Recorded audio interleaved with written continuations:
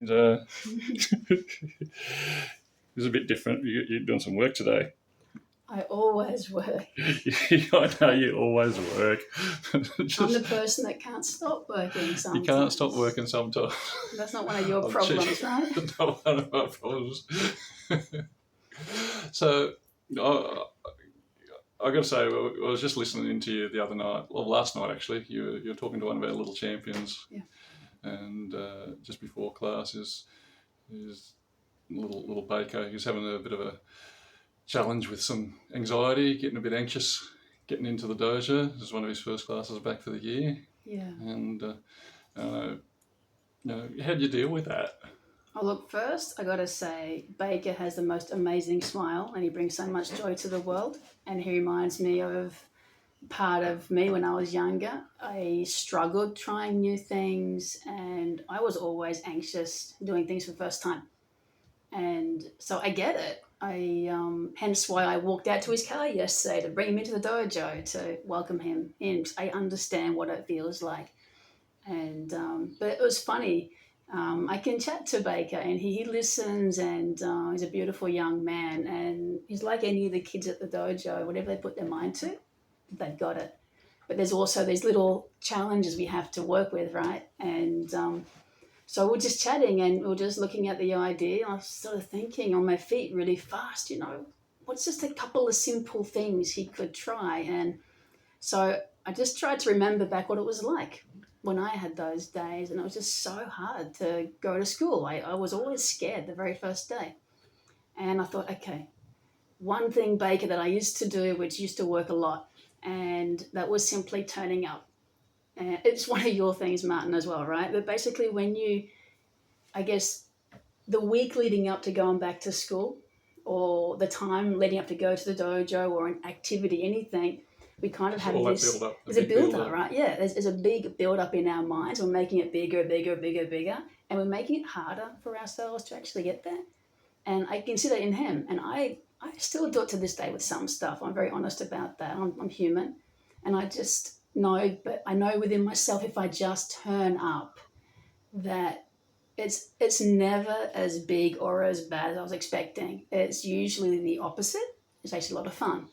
And once you're there, and it was for him yesterday, he had the most amazing class. It was one of those proud mum moments again. You're just seeing someone facing a challenge and they just go head on to it.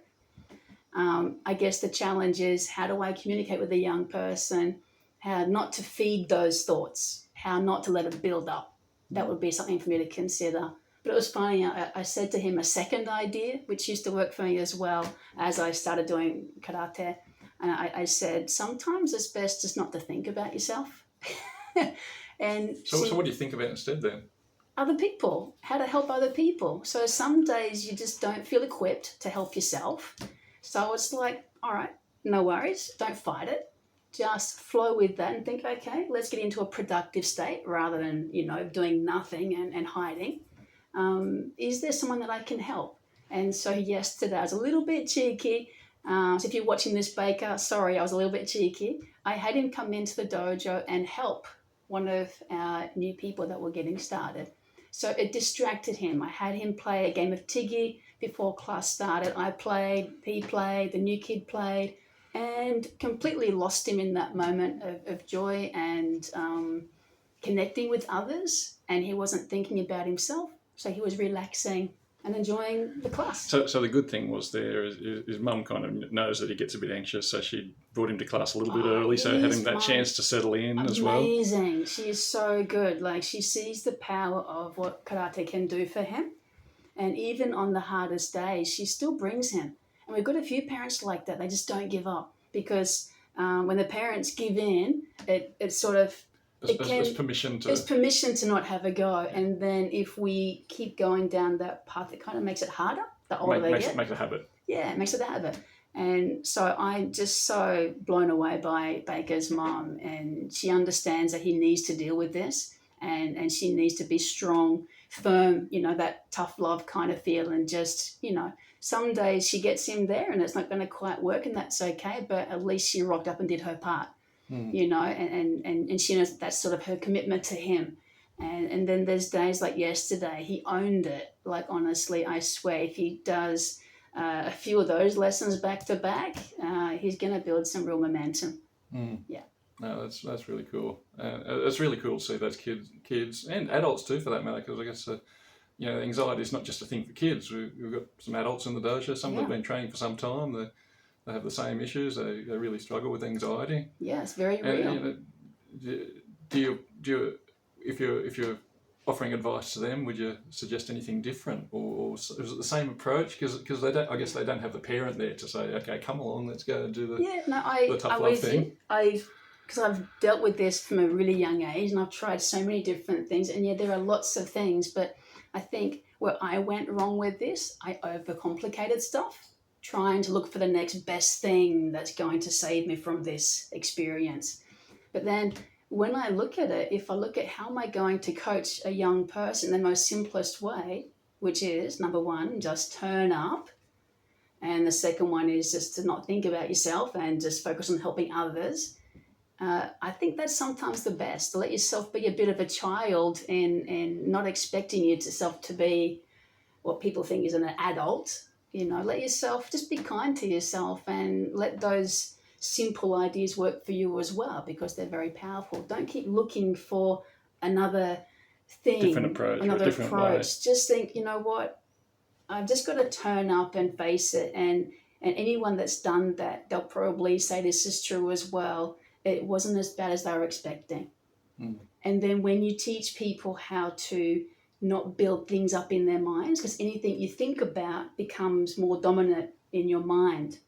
And if you're thinking negative stuff, that can't help but cloud your mind. And it's hard to be effective in your day when you're thinking like that.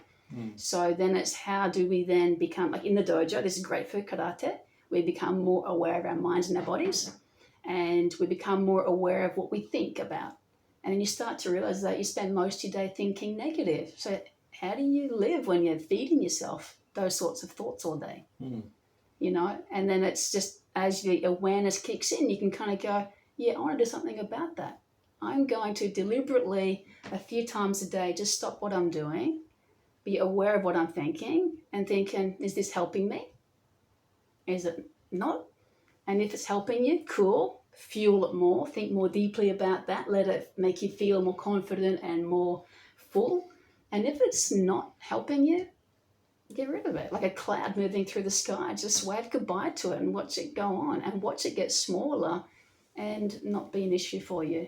Yeah. So I think simple's best. I think we overcomplicate things as adults because we're meant to be the example for our kids, and we've got to, do things like an adult would do it. But in my journey, I'm feeling I'm getting back to being more childlike in a lot of my approaches and just doing the simple things and doing them often and doing those simple things better. So I guess this is something that, if people would come and meet you now, they probably don't realise that this is something that you have a struggle with yourself. Oh, yeah. And,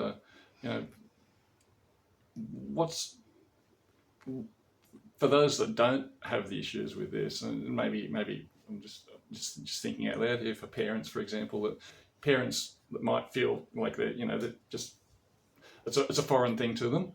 Yeah. But they've got a child that's going through this kind of thing. How do they, how do you deal with that? Because I guess I'm probably a little bit like that. I don't think I really suffer from anxiety. Like, if I'm put into a brand new situation, something that's really uncomfortable, yeah, I'll probably feel a little bit, but it's not a big thing in my head. But I know for you, you have had times where it's been debilitating. Yeah. And it's stopped you in your tracks. So I guess I'm just looking at how do you bridge that gap from.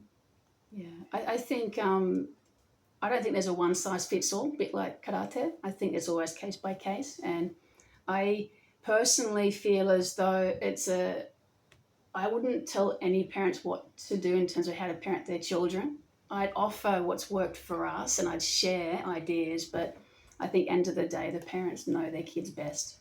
And if anything, a bit like growing in your own life, giving yourself time, I would maybe just look at how do you give yourself some time with your kids to learn about them and just try and meet them where they're at. Listen to them, just, just connect more deeply, more thoughtfully, and just always be aware of trying to, experience a day in their shoes, what life is like for them, and see if you can get a connection and a sense of communication with them where you can meet them in that place just temporarily. So I think that's probably coming from my perspective a little bit. You just need to be a little bit patient. Patient. Really. Be patient. Meet them where they're at. And as you know, I've given you permission. If I get to a certain point, there's time for us to kick up the butt and get on with it, because I know myself well enough now to do that. I found the different points of anxiety which I have to work with, and some days it's just, just suck it up and get on with it. And then there's other days it's just be patient and don't be in a rush. I think that's the thing. We have the clock on us all the time. I've got to get to the next appointment. I've got to go and do this. I've got to go and do that. But if you let go of the rush and truly just sit and be with the children, that's what works for me as a parent. And just feel them, listen to them. And I think the answers will come from that. And I think the answers are different for everybody. So I guess I probably distracted you enough. I probably should let you get back to work Yeah, again. I'm actually creating a surprise for Baker. Surprise. Ooh. Yeah, but I can't tell you what it is. He's going to have to wait and see, isn't he? Yeah. All right, I'll let you get back to it. Thank you. Bye. Bye.